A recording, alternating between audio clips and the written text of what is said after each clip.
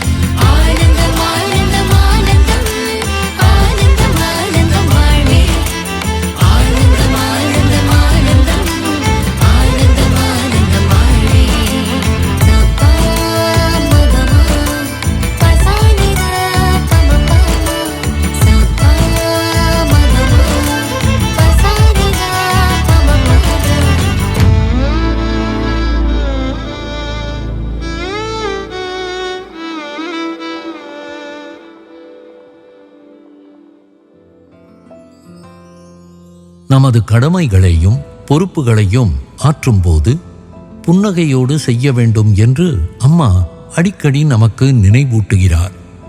அவ்வாறு அவர் சொல்வதற்கு ஆழமானதொரு காரணம் இருக்கிறது.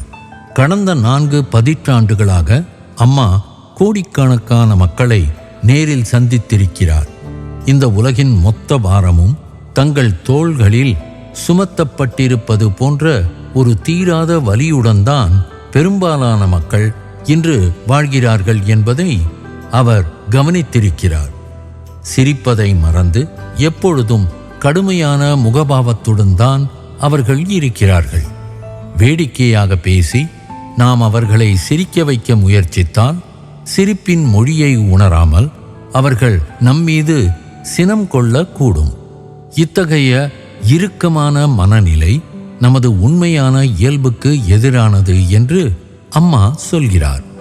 ஆனந்தமே நமது உண்மை இயல்பு. சிறைச்சாலையில் பிறந்த ஸ்ரீ கிருஷ்ணரை பற்றி சற்று சிந்தித்துப் பாருங்கள். பிறந்தவுடனே தன்னை பெற்ற தாயாரிடமிருந்து அவர் பிரிக்கப்பட்டார்.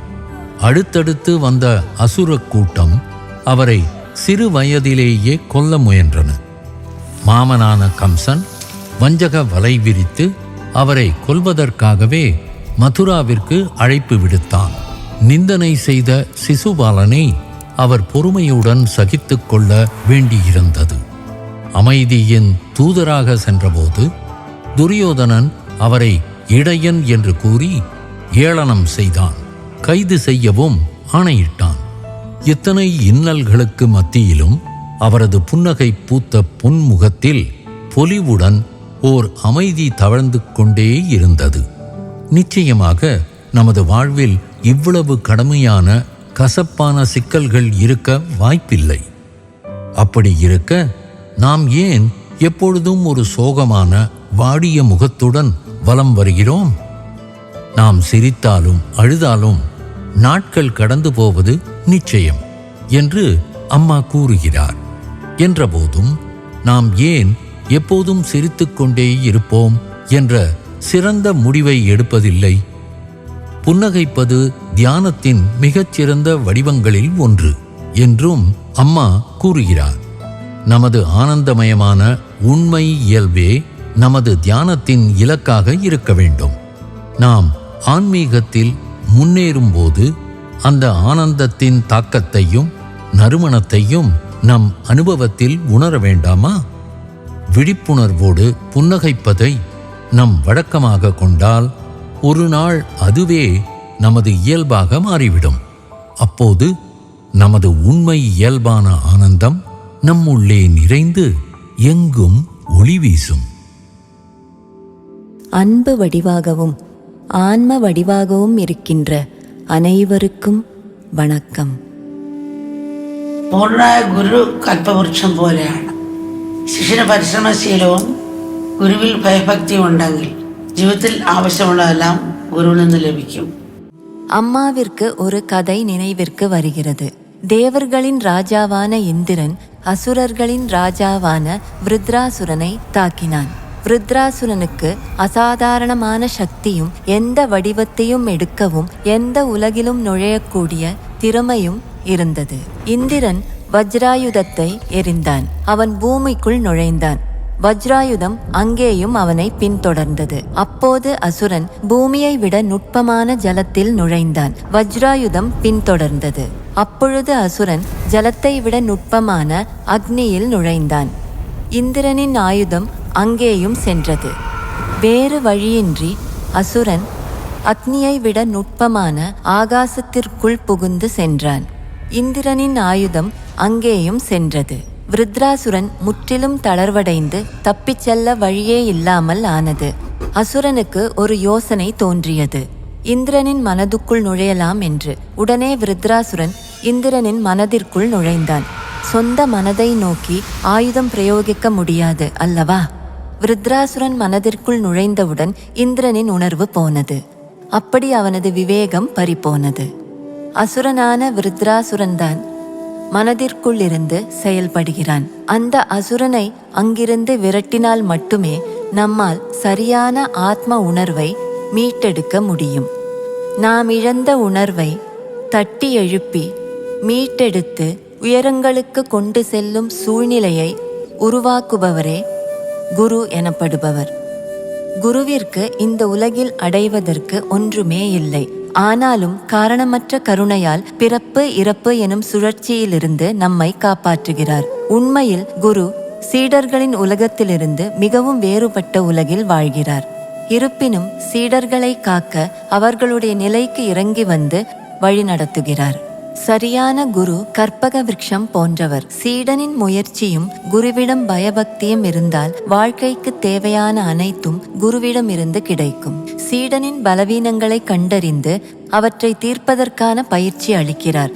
குருவின் பார்வையிலும் பேச்சிலும் தொடுதலிலும் அருகாமையிலும் அளப்பரிய சக்தி அடங்கியுள்ளது. சிந்தனையால் கூட சீடனுக்கு ஞானத்தை புகுட்ட குருவால் முடியும். ஆனால் குருவின் அருளை பெறுவதற்கான திறன் சீடனிடம் இருக்க வேண்டும். தண்ணீருக்காக தாகத்துடன் இருக்கும் நிலத்தில் நீர் விழுந்தால் அது உள்ளே இறங்கும். ஆனால் பாறையின் மீது நீர் விழுந்தால் அது வெளியேறிவிடும். குருவின் அருளை பெற சீடன் பாத்திரமாக வேண்டும். குரு சிஷ்ய உறவு உலகியல் சாராத உறவாகும். சிறந்த குரு சிஷ்ய உறவில் சுயநலம் எள்ளளவும் இல்லை. உறவுகளில் மிகச்சிறந்த உறவு தாய் சேய் உறவு என்று நாம் நன்றாக அறிவோம். ஆனால் அதைவிட சிறந்தது குரு சிஷ்ய உறவு. ஒருபுறம் குருவின் அளவற்ற அருளும் அன்பும், மறுபுறம் சீடனின் அர்ப்பணிக்கும் தன்மையும் அன்பும். இதுவே உத்தமமான குரு சிஷ்ய உறவு. அது இரு இதயங்களின் ஐக்கியமாகும். குருவின் மீது அன்பு வளரும்போது முதலில் குரு தன்னுடைய சொந்தம் என்ற எண்ணம் ஏற்படும். குருவின் ஆசிரமம் தன் ஆசிரமம், குருவின் பக்தர்களும் சீடர்களும் தன்னுடைய சொந்தம்.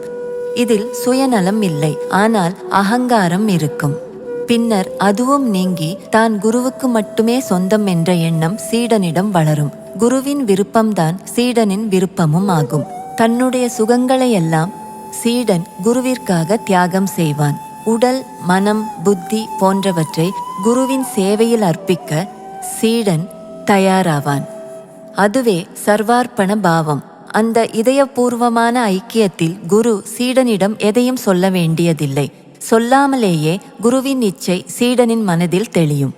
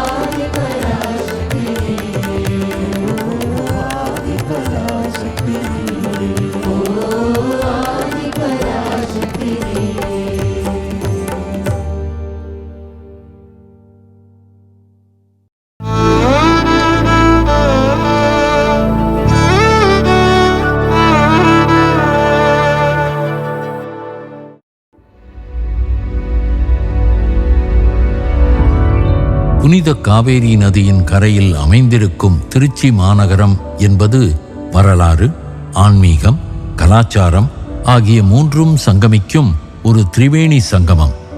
2000க்கும் மேற்பட்ட ஆண்டுகள் பழமையான பாரம்பரியத்தை கொண்ட இந்த தலம் சோழர்கள், பல்லவர்கள், விஜயநகர பேரரசர்கள், நாயக்கர்கள், மைசூர் ராஜ்யம் மற்றும் ஆங்கிலேயர்களின் ஆட்சி காலத்தில் செழிப்புற்று விளங்கியது. ஸ்ரீரங்கத்தில் வீற்றிருக்கும் பிரம்மாண்டமான ஸ்ரீ ரங்கநாத சுவாமி திருக்கோயிலும், திருவானைக்காவலில் உள்ள பழமையான ஜம்புகேஸ்வரர் ஆலயமும், பல்லவர் காலத்து குடைவரை கோயில்களும், கரிகால சோழன் கட்டிய வரலாற்று சிறப்புமிக்க கல்லணையும் இந்த மண்ணின் புகழுக்கு என்றும் அழியாத சான்றுகளாய் விளங்குகின்றன. காவேரியின் செழுமையான நீரால் ஆசிர்வதிக்கப்பட்ட இந்த மண் தொன்று தொட்டே ஒரு சிறந்த விவசாய பூமியாக திகழ்ந்து இன்று உலகத்தரம் வாய்ந்த கல்வி நிறுவனங்களுக்கும் பெருந்தொழில் மையங்களுக்கும் புகலிடமாய் விளங்குகிறது. தன் தொன்மை மாறாமல் அதே சமயம் நவீன வளர்ச்சியையும் தழுவிக்கொண்டிருக்கும் திருச்சி மாநகரம் தமிழ்நாட்டின் காலத்தால் அழியாத ஆன்மீக ஆன்மாவை அழகாக பிரதிபலிக்கிறது.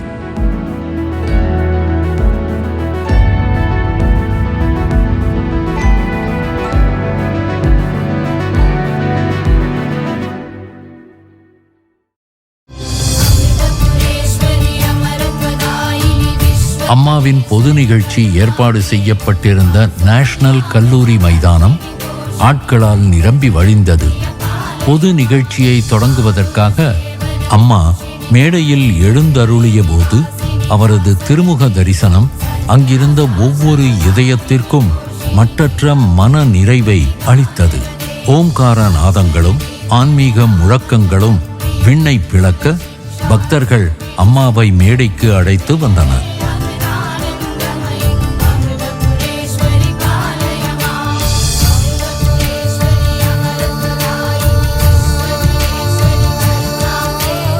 தரிசன அரங்கமே ஒரு மாபெரும் திருவிழா கோலம் பூண்டிருந்தது.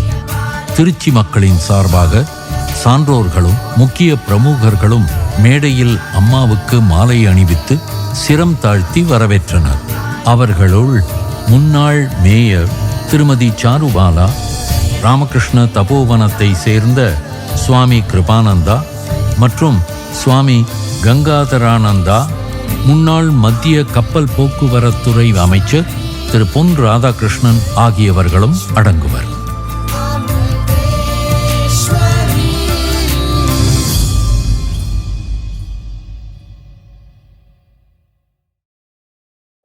தனது வரவேற்புரையில் அமைச்சர் திரு பொன் ராதாகிருஷ்ணன் அவர்கள் தன் இதயபூர்வமான நன்றி உணர்வை பகிர்ந்து கொண்டார்.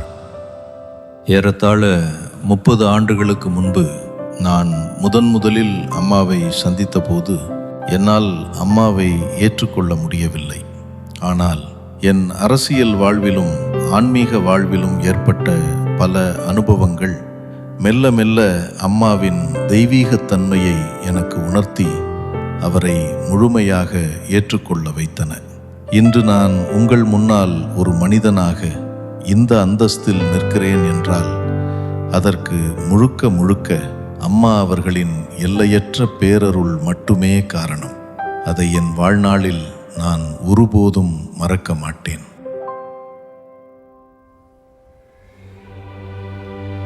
அதன் பின்னர் அங்கு கூடியிருந்த பல்லாயிரக்கணக்கான பக்தர்களுக்கு அம்மா தரிசனம் வழங்கத் தொடங்கினார்.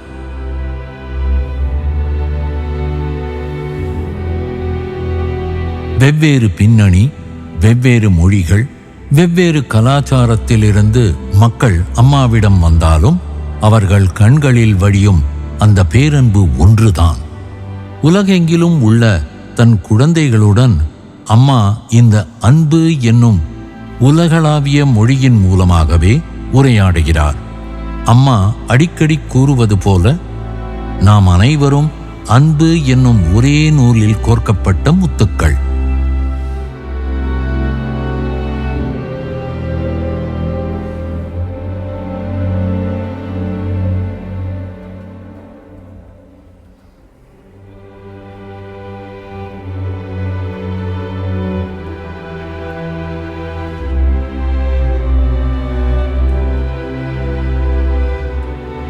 திருச்சி மாநகரத்து பக்தர்கள் அம்மாவின் தரிசன பேரனுபவத்தை ஆனந்த கண்ணீருடன் பகிர்ந்து கொண்டனர்.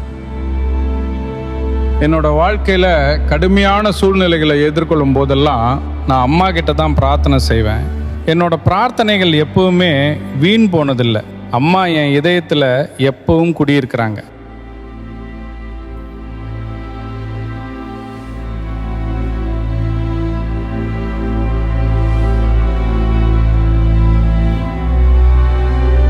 அம்மா எனக்கு தூய்மையான நிபந்தனைகளற்ற அன்பை வாரி வழங்குறதால நான் எப்போவும் அவங்க கிட்ட தான் ஓடி வரேன். பொதுவாக இப்படிப்பட்ட தூய்மையான அன்பை நம்மை பெற்ற தாயிடம் மட்டுமே காண முடியும். ஏன்னா தாயின் அன்பில் சுயநலம் இருக்காது. அம்மா இந்த ஒட்டுமொத்த பிரபஞ்சத்துக்கும் தாய். உலகத்தையே தன்னோட தூய அன்பால அரவணைப்பவர். இதை வார்த்தைகளால் விவரிக்க முடியாது, அனுபவிச்சு தான் உணர முடியும். மேடையில் திருச்சி அமிர்த வித்யாலயம் பள்ளி சிறுமிகளின் கண்ணை கவரும் குழு நடனம் அனைவரின் இதயங்களையும் கொள்ளை கொண்டது.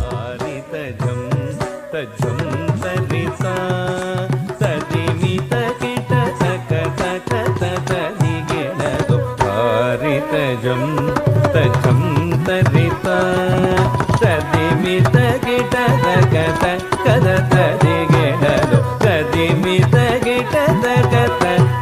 ತದಿ ಗಿಡದು ತದಿ ಮಿತ ಗಿಡ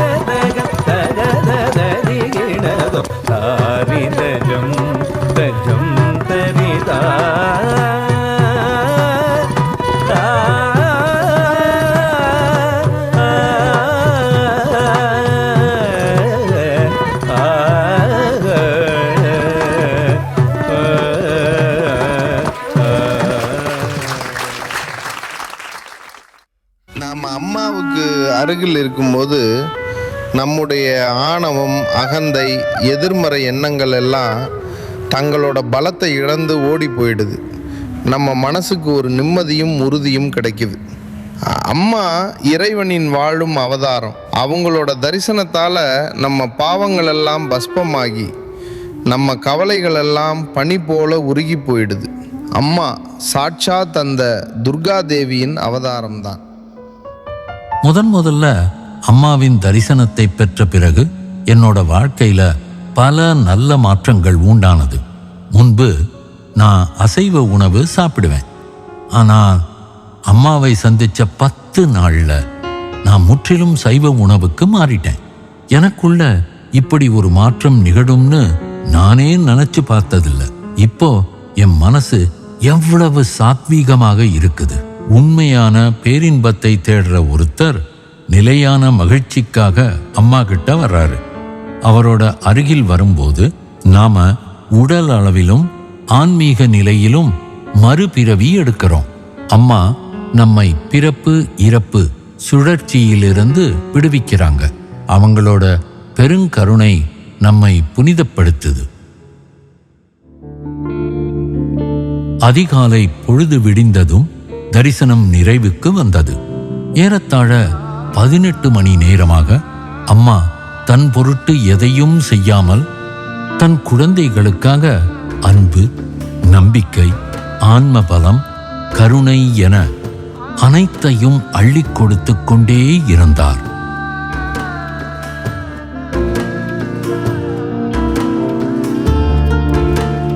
ஆயினும் மேடையை விட்டு எழும்போது அவரது திருமுகத்தில் சோர்வின் ஒரு சிறு கீற்று கூட இல்லை. இன்னும் அதிகமாக அள்ளிக் கொடுப்பதற்கான அதே தெய்வீக தயார் நிலை மட்டுமே அவரிடம் துலங்கியது.